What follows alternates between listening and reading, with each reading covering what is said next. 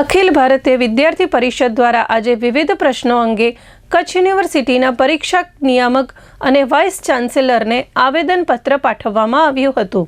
ખાસ કરીને કચ્છ યુનિવર્સિટી દ્વારા નવેમ્બર-ડિસેમ્બરમાં લેવાયેલ પરીક્ષાના પરિણામો હજી સુધી જાહેર ન થવા, પરીક્ષા ફોર્મની લેટ ફીમાં ઘટાડો કરવા સહિતની બાબતોનો સમાવેશ કરવામાં આવ્યો હતો. આજે અખિલ ભારતીય વિદ્યાર્થી પરિષદના નેજા હેઠળ કચ્છ યુનિવર્સિટીના વિદ્યાર્થીઓ દ્વારા પરીક્ષા નિયામકને રજૂઆત કરવામાં આવી હતી, જેમાં વિવિધ માંગણીઓ સંદર્ભે રજૂઆત કરવામાં આવી હતી. એબીવીપીના યુનિવર્સિટી અધ્યક્ષ મિત દરજીએ આ અંગે ચંચળ ન્યૂઝ સાથે વાત કરી હતી. મારું નામ છે મિત નીતિનભાઈ દરજી, યુનિવર્સિટી અધ્યક્ષ.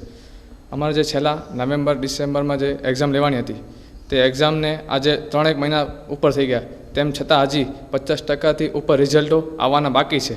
તો એ રિઝલ્ટ 9 તારીખ સુધીમાં તાત્કાલિક ધોરણે જાહેર કરવામાં આવી એવી અખિલ ભારતીય વિદ્યાર્થી પરિષદની માંગ છે. અને સાથે જે વિદ્યાર્થીઓ કનેથી લેટ ફી 1000 રૂપિયા લેવામાં આવે છે, પરીક્ષા ફોર્મની કે કોઈ પણ 1000 રૂપિયા ફી, તે આવડી મોટી શું વિદ્યાર્થીઓને ફી આપવી જોઈએ? 1000 રૂપિયા ફી ઘટાડવામાં આવે એવી અખિલ ભારતીય વિદ્યાર્થી પરિષદની માંગ છે.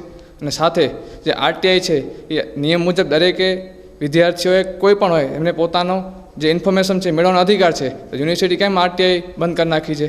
તો અમારું એવું કહેવું છે કે દરેક વિદ્યાર્થીએ પોતાનું પેપર આપવું મળે એટલે આરટીઆઈ ચાલુ રાખવી જોઈએ. પરીક્ષા નિયામક શ્રીને રજૂઆત કરવામાં આવી, ત્યારબાદ અમારા વીસી સાહેબને રજૂઆત કરવામાં આવી છે કે આ બધા જ પ્રશ્નોનું નિરાકરણ ટૂંક સમયમાં આવી જશે એવી અમને ખાતરી આપવામાં આવી છે વીસી સાહેબ દ્વારા. જો ટૂંક સમયમાં નિરાકરણ નહીં આવે તો અખિલ ભારતીય વિદ્યાર્થી પરિષદ ઉગ્ર આંદોલન કરવામાં આવશે. તેની તમામ જવાબદારી યુનિવર્સિટી તંત્રને રહેશે.